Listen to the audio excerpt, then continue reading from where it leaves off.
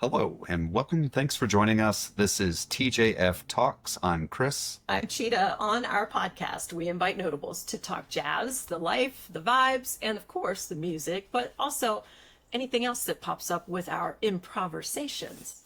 Well, today we're joined by Liz Cracchiolo, a Tucson-born vocalist who has been making waves recently in New York City's jazz scene. Known for her rich interpretations of the Great American Songbook and beyond, Liz blends her background in jazz and theater with a soulful, authentic style that connects deeply with audiences here in Tucson and across the country. She really had a lot of interesting nuggets, and I'll tell you what, we learned a little bit about the differences between New York City and Tucson. And there's goods and bads in there, but I just didn't find any in her conversation. The other thing is a little wardrobe malfunction that she talks about. And most importantly, especially with her right now, is the big new release that she has coming out. So I know you're going to enjoy this. So let's get on with it. Yeah. So the way we like to start, and this will be good for you because you perform jazz, you are very familiar with this term, improv. We do improvisations. So we'll randomly ask questions from all different aspects of life. Some of them will be jazz, of course, and others will be completely non sequitur. All right, so let's just do it. Here we go. So jazz music wasn't your first love in singing. You did other styles before that. But what about jazz? When you started performing it and started doing it, made it feel like, oh yeah, this is home. It's that very thing. It's the improvisational portion of it. Yeah. For a couple of reasons. Number one, I love the back and forth and the conversation that I'm having with other musicians on stage while I'm performing it. Number two, I love not knowing exactly what's going to happen. And that goes for myself as well. So sometimes I don't know what's going to come out of my mouth. Yeah. I was actually with Sarah Tolar yesterday, and we were talking about, she was giving me a little theory brush up, and we were talking about just the melody line of a song. And she said, improvise the melody. And then she said, why am I even telling you that? I don't even know if you ever sing the real melody for anything. That's funny. It's so fun. Yeah. Well, you say it's fun, but you also talked about you like to do things that terrify you. Yes. And is there fun in the fact that it's terrifying to do this? Oh, 100%. 100%. How do you get over the nerves? Or the terrifying thing? What was that? Practice. So for me, and I even tell this to my kids, there's a difference between being nervous and being scared. Mm-hmm. Being nervous is the normal feeling that you feel because you're going to go and present yourself to the public. Mm-hmm. And you want whatever you're presenting to be as high quality as it can be. Being scared is not being prepared. So that's where you prepare as much as you can, and then everything else for me is just fun after that. I know, you know where the parameters are. Right. But I want to play within those parameters. Mm-hmm. And I always know how to get back. But yeah, you never know where it's going to go. Well, it's good to lean into that. Yeah. Because you have to lean on the knowledge you have and the fact that you did prepare. And it's the trust of other players, too. That's true. And it's finding other players that are okay with that, too. And saying, I have no idea how we're going to end this song. Let's just see what happens. And sometimes really magical things happen. And sometimes you go, maybe not that next time. But we learned, Right, but in the moment, it was in the moment, and maybe it served that moment just fine. 100%. Yeah. So you've built shows in both New York City and in Tucson. How do the songs or the shows themselves, depending on how you view it, how do they land differently in different spaces? Oh, that's a really good question. Different spaces as in the actual performance space or the cities or both? You Whatever choose. just comes to mind. Yeah, whatever comes to mind. There's definitely something really special about being in New York City and doing a show.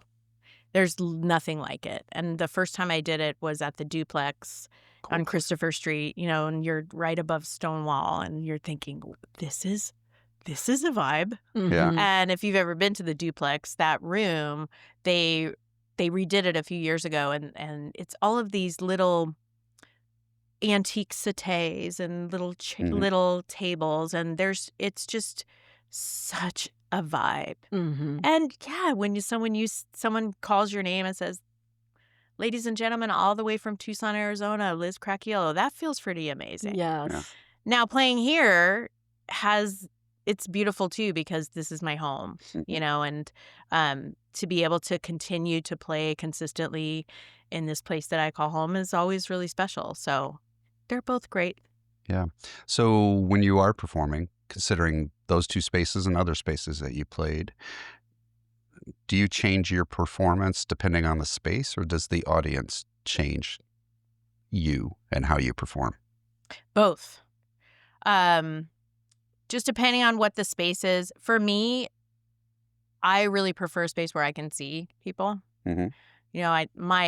As you know, my background is in theater, and so there's no breaking that fourth wall in theater, and you can't see the audience, and you're just in this little box where people are watching the story. Okay. Right. And the thing that I love about what I do now is that it is an open communication with the audience. So I always want to see them. So for me, if it's an intimate space, if it's a smaller space and they're right there in front of me, then I can interact with them more. Mm-hmm. But of course, we do 600, 700, 800 seat theaters, and we have other shows that I do that it's a different vibe, and it's like maybe a little less improvisational, but that's fun too. So yeah, it's you definitely adjust what you're doing to the size, the space, and the audience, and how you're able to connect with the audience. And the larger spaces, do you still feel that you're able to connect? Oh, sure. Yeah. Yeah, I think it's a little longer of a setup to feel comfortable in that space. Right. To feel like, oh, okay, they're with me. And do you find people in the front few rows that you actually can see to sort of Sure. and then glance out and imagine they're there? Right. Oh, it's the oldest trick in the book, right? It's so interesting to me, though. Even when you can't see people, the energy you feel, Yes. whatever that is. That is true. So for me, and this is, a lot of people don't like this, but for me, my favorite moments in a show are the quiet moments. So when I sing really quietly, or when I'm in between notes and it's really quiet in the room, and that's how I know they're really paying attention. Yes. And that's such a special moment. It's like so intimate. That's a big lesson. People think, oh, I'll speak louder and more people will hear and listen. But like kids, and I did that on radio, it's the same. If you just whisper. Oh, you just take it Because in. immediately people are like, what'd she say? Yeah, What'd she do?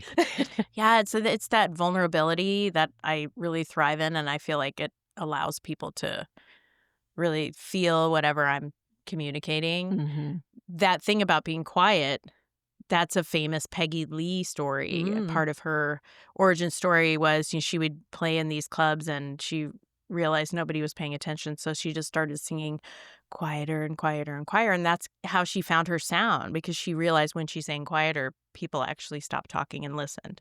Well, speaking of Peggy Lee, you've sang a lot of her music. You do shows of Peggy Lee. And so when you're doing like a show in tribute to Peggy Lee and you're singing her music, how do you hold the traditions of what she's done and honor those traditions, but yet make it your own?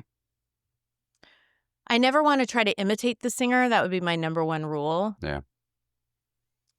Where I start is with the history of the piece with that artist. What is her history with certain pieces of music? And if we have original arrangements, like one of the Peggy Lee iterations that I do is a big band show, which what's so amazing about that, not only that it's a big band, because, we don't get to see a lot of that in Tucson, and it is amazing. Those are her arrangements that she actually sang those arrangements. So I feel like that's such a beautiful starting place to start, where she was. And then obviously I put my own touch on it. My voice isn't her voice. And I never want to feel like I'm just trying to sing like her. I just want to honor her. That's what's so beautiful about what we do. Right. Is that jazz in itself, if you're thinking, most of these songs that I sing are anywhere from 60 to 100 years old, let's say. And they've been done a million times. But every time we do them, it's something new. So we honor what's old and then we make it new again. So that's what I love about it. Let's take a specific song. I know you love singing Cry Me a River. I do. No, I can see it. I can see it on your face as soon as I said that. Yeah. And so how do you make that your own, or how does it speak to you, maybe even your own personal journey in life? Cry me a river.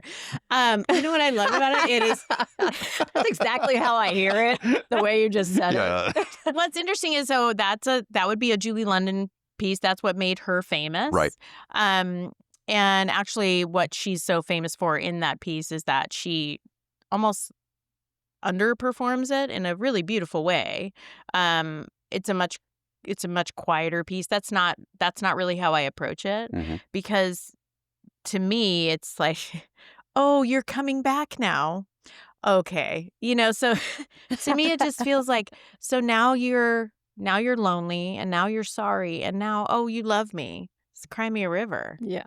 Yeah. So what's so beautiful about that, that's a perfect example of, when looking at a song and how to interpret it. You have these three verses, and in the beginning she's saying, so now I see it in my head. He comes to her. Now you say you're lonely, and then he's laying it on thicker, and it's the and then by the end she's saying, now you say you love me, like, so prove it. Yeah. You're taking the intention that maybe that Julie London had, and you're flipping it on its head. Yeah. That's what I'm hearing. Yeah. Yeah. And actually, one of the things I love to do with that song is, I come at it real hard a lot of times in the beginning.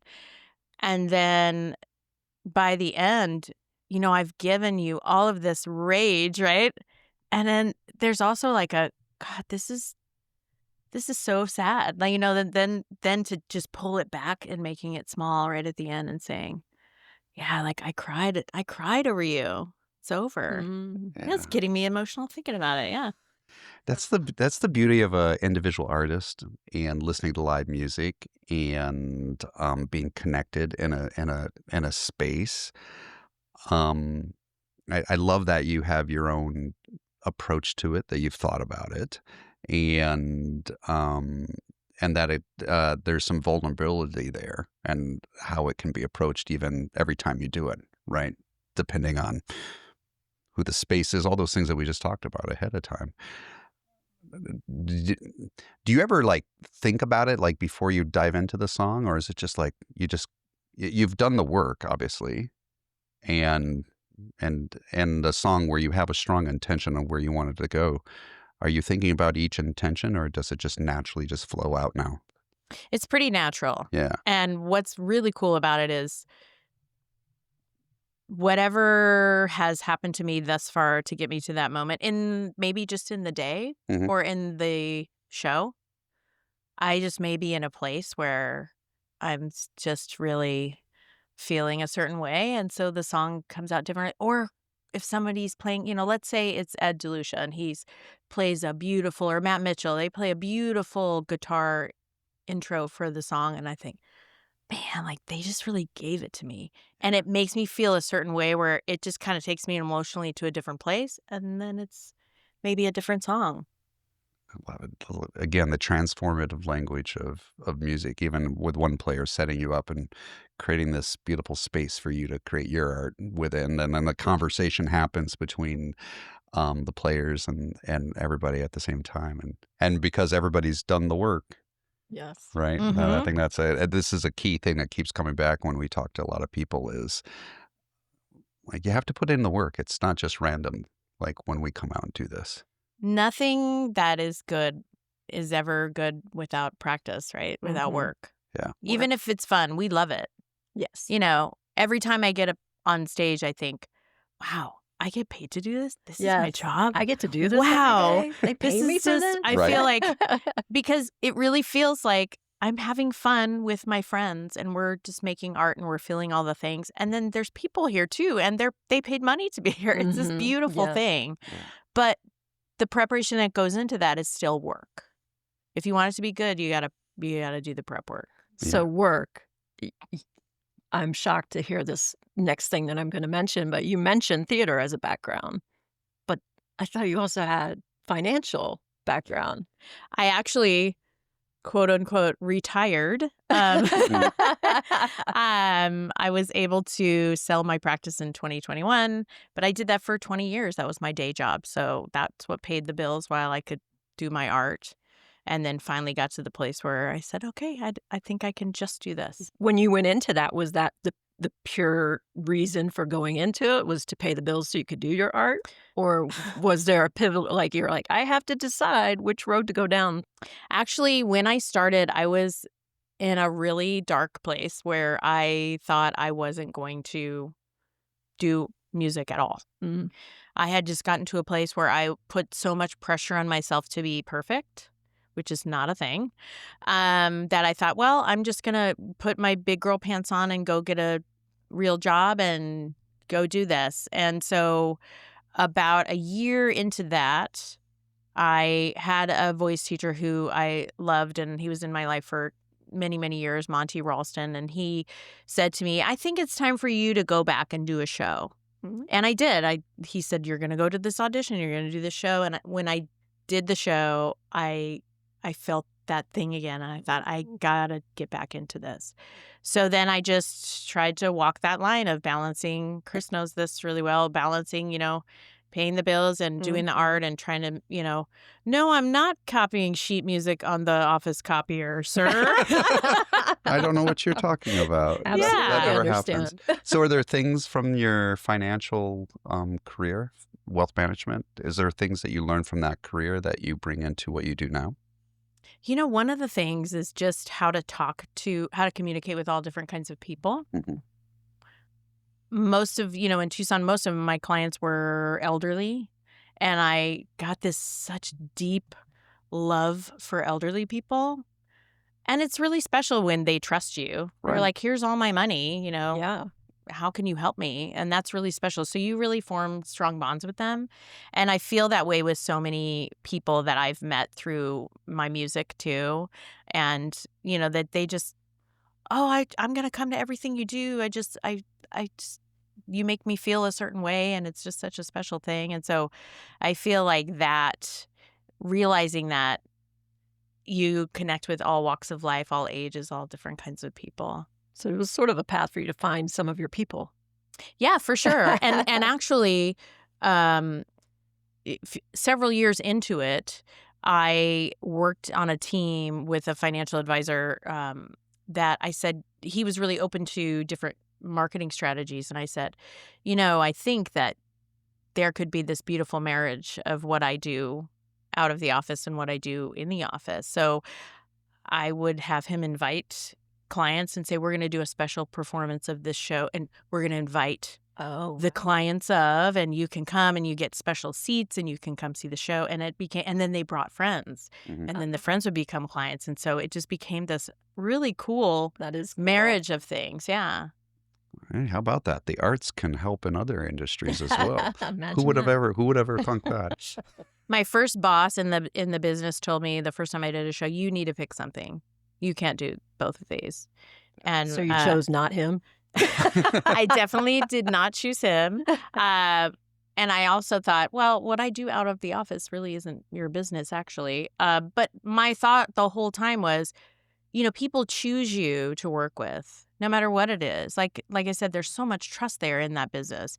They want to know you as a person. For me to say, this is the only person, this is who I am. I am in a box. I sell stocks.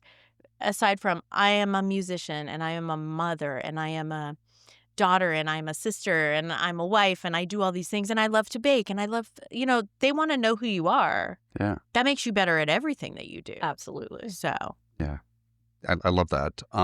So this last summer, you recorded your first album in New York City. did. So tell us what that experience was like. I seriously, I get so emotional just talking about it. I'm leaving in a few days to go finish. Oh, wonderful. So I had done a few shows in New York, cabaret shows, and I went out to New York to see my musical director that I work with out there in October. He had a liver transplant, and so I just went to see him and talk about what the future might hold. And it just popped into my head. I just said, I think I'm ready to actually make a record. It's been something I've been wanting to do for a long time, Mm-hmm. but that perfectionist piece of me has always stopped me from doing it, because I thought, what if I don't like what I hear? The what ifs always catch Mhm. you. And so it just was this magical experience from start to finish. So two musicians that I've worked with out there said, we will produce this for you. And I just even deciding on what the songs were, it was such a natural thing. I was like, well, it's going to be this and this and this and this. And it just happened so organically.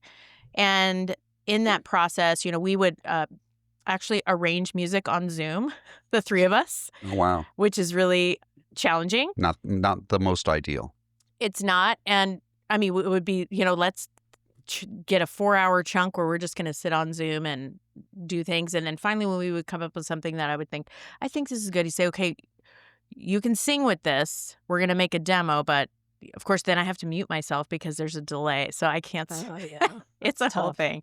And then there was a point with each piece where I was just like, it's that trust again. Right. It's like, I know this is going to be amazing. And then I didn't hear what the arrangement sounded like for months. I just worked on my voice and worked on my intention and said, I know what's going to happen. And in that process, we had a conversation about who's going to play on the record. And Jonathan, one of the producers, said to me, I want you to do this exercise and I want you to just make a list of people that you would dream of having on this record. And I don't want you to think any name is stupid. Yeah, I'm going to put Bill Charlap on that. That one might have been a little stupid. Yeah. But so I did. I made the list. Uh-huh. And some people on the list were Russell Hall, the bass player, and Savannah Harris, who is my girl crush drummer of all time, and Benny Benack, who Chris knows I adore, horn player, singer extraordinaire. And those three people are on my record. That's so That's a wonderful story of manifestation. I can't even say the word, but manifesting something. And if you put it out there in the world, out in the universe, to say like, well, let's make this happen, and you're able to do that. That's cool. I look forward to hearing that. So you're here soon. You're going to be playing on our Downtown Jazz Fiesta. looking forward to it. Yeah. So will we be able to get a little sneak peek of this album at the concert? I think we're going to be nailing down some more details on release dates and such, but I really want to approach that Downtown Jazz Fiesta as the sneak peek as to what's coming. Oh, I'm that's excited. exciting. That is exciting. We are looking forward to that. Yes. So, I have another question for you. So let's talk about collaborations. Who do you dream of working with next? Singer, musician, songwriter that you didn't get to work with. I was saying, who was on the list that did Yeah, because you got a lot of people that you dreamed of working with. Yeah. So if you were to manifest somebody else, who would that be next? Emmett Cohen, probably. Oh, That's a good one. Yeah. It's not just his playing, it's just his whole energy, too. His style, his energy, his Absolutely. karma, like it comes out of his skin when he's around. Who else? Well, since we're just dreaming big, Harry Connick Jr., let's go. Get on the phone. I got his number in my speed dial, so I could ask. You know what I love about Harry Connick Jr. is like he's so he's at the heart of what makes me love jazz too, because jazz musicians, like he's huge, right? Everybody knows him. He's been in movies, he's done all the things.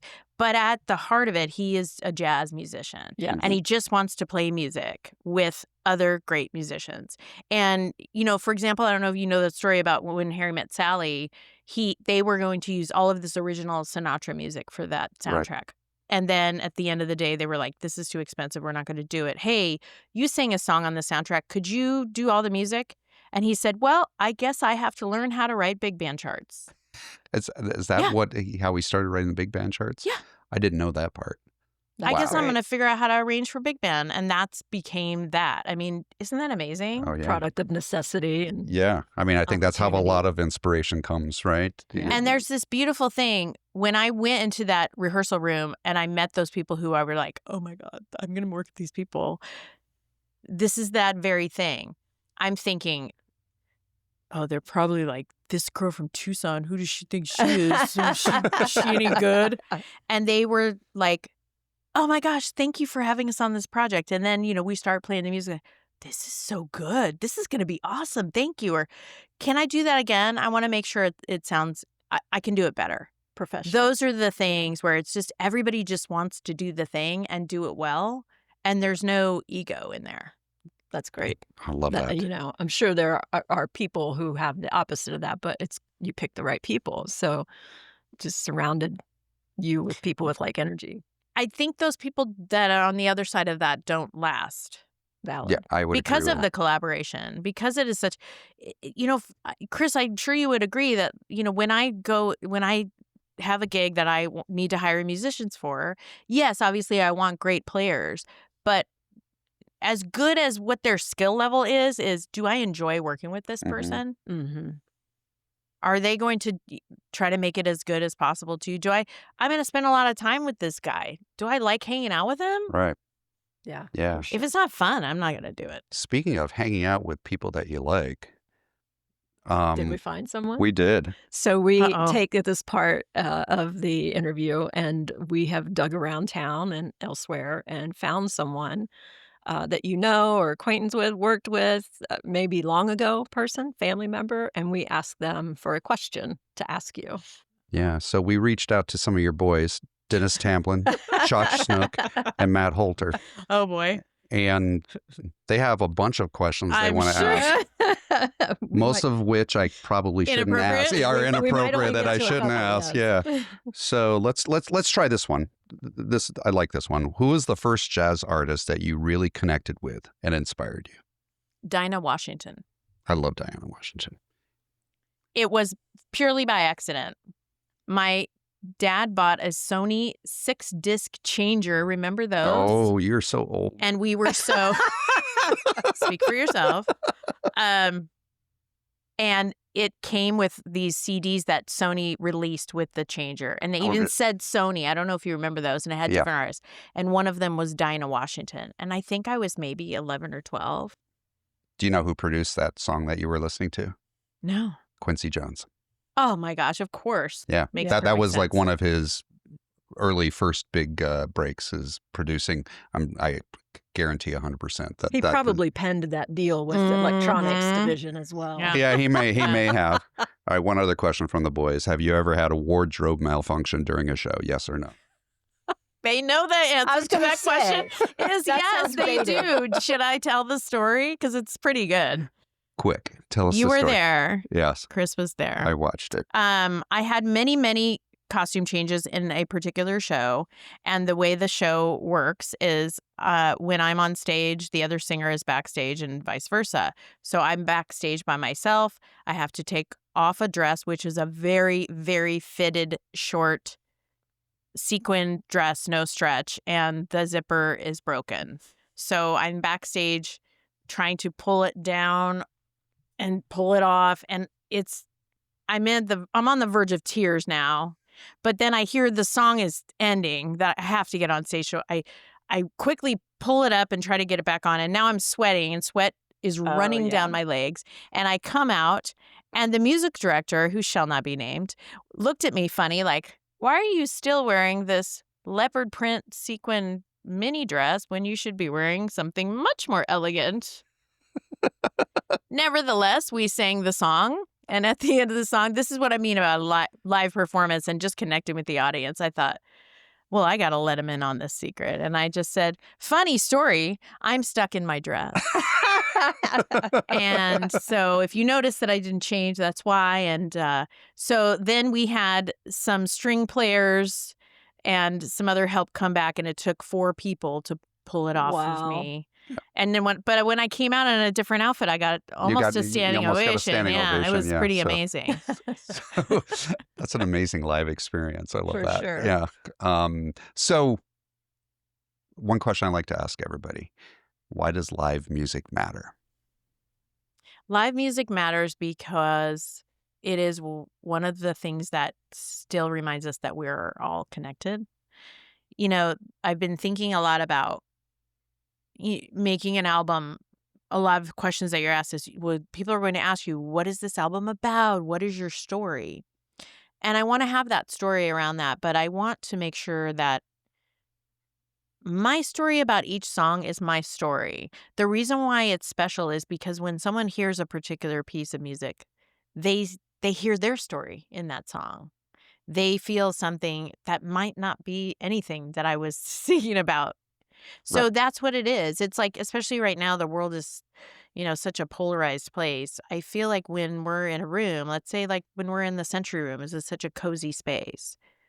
We're all there for the same thing, just to enjoy beautiful music. And it brings us all together because we're more alike than we are different, I right? was just thinking that. Thank you for saying it. Liz, it's been an absolute pleasure talking with you today. you Thank you so for much. joining I us. really Pleasure. enjoyed it. Yeah. So if we want to get in touch with you outside of here, how do we go about doing that? So the easiest way to find me would be on Instagram. My handle is Lizzie Jazz Singer, Lizzy. And my website is lizcracchiolo.com. I think the Instagram's a little easier because my name's hard to spell, but Yeah, I love it. Well, thank you again. thank you. Thanks so much.